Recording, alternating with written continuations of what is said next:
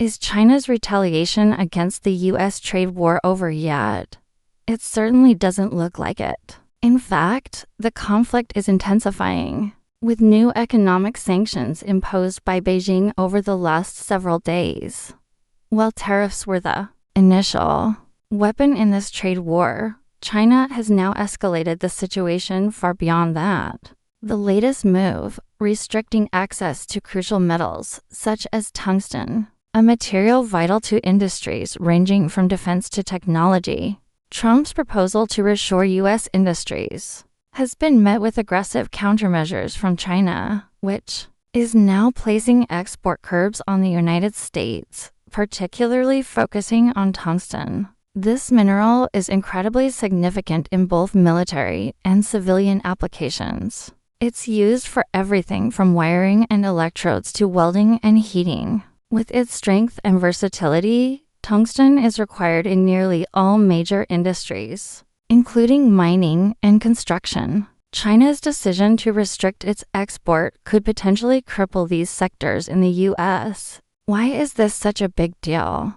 China's tungsten production is massive, with the country producing more than 67,000 tons of the metal in 2024, the highest of any nation. And China controls the lion's share of the world's tungsten supply. In fact, Russia, China, and North Korea together account for roughly 90% of global tungsten production.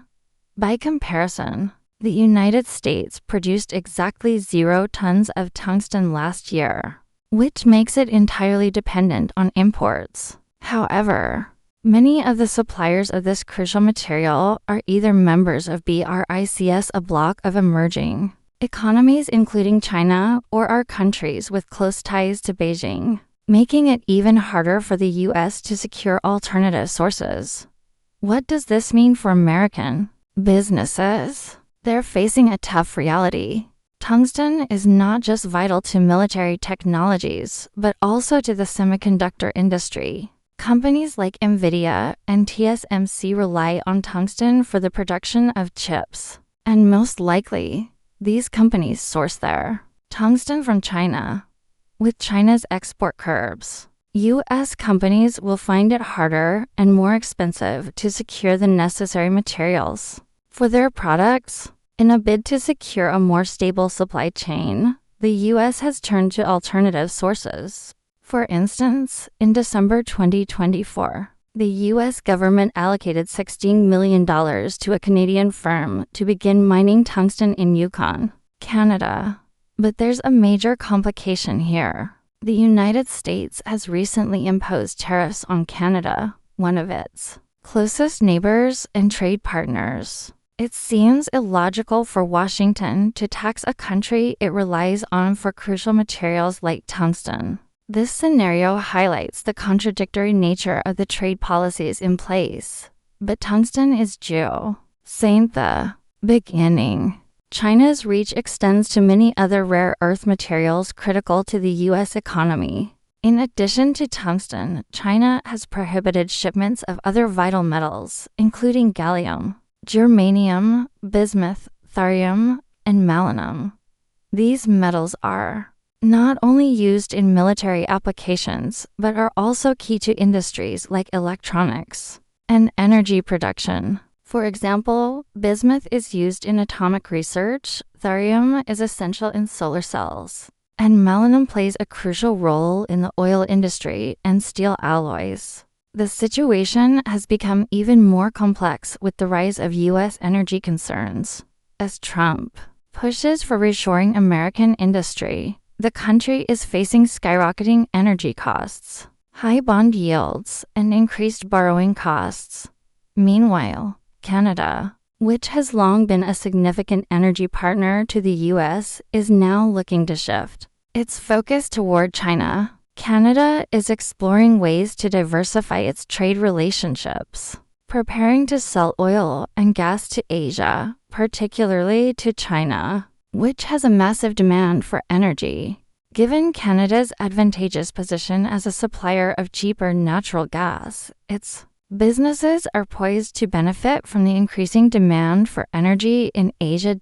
In fact, Canada's natural gas is far cheaper than that of the United States. In 2024, gas prices in Canada were as low as 30 cents per million BTS, which is 3 times cheaper than US prices in the Northwest. This pricing advantage could give Canada a significant edge in the global market, particularly in Asia, where countries like Japan have been struggling to reduce energy costs. Japan, which currently imports large amounts of LNG, is increasingly looking to diversify its suppliers, and Canada could be the ideal partner. So, how does this impact the broader geopolitical landscape? China is leveraging its control over the global supply chain as a strategic tool in this economic war.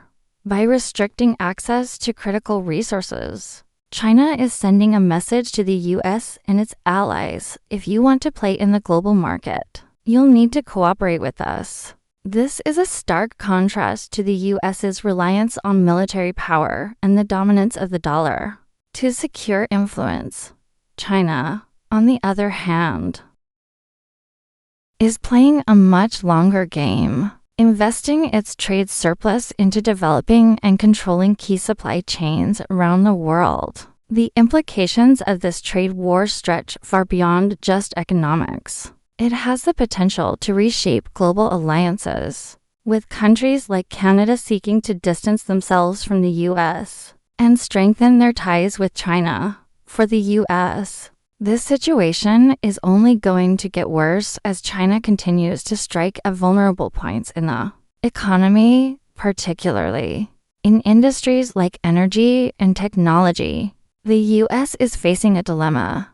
How far can it push its neighbors and allies before those countries turn to China for their needs as tensions rise? The US is also confronting a global energy crisis. Countries like Germany, already struggling with energy shortages, are willing to pay a premium for oil and gas from other sources. Canada's ability to meet these needs could be a game changer. In addition to supplying energy to Europe, Canada could become a key player in the global LNG market, further eroding the US's influence in the energy sector. Looking ahead, the future of this trade war seems uncertain. With both China and the US digging in their heels, the economic consequences of this battle are likely to reverberate across the globe. For the US, there's no easy solution. The more it pushes against China, the more it risks alienating its allies and losing access to the critical resources it needs to maintain its position on the world stage. China, on the other hand, continues to gain influence by controlling key resources and energy supplies, making it clear that it is playing a different game altogether.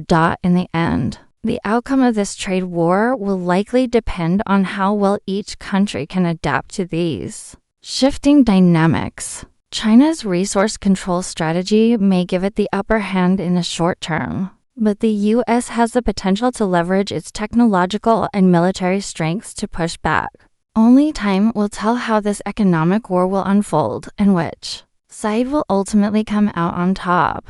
But one thing is clear: the stakes are incredibly high, and the world is watching.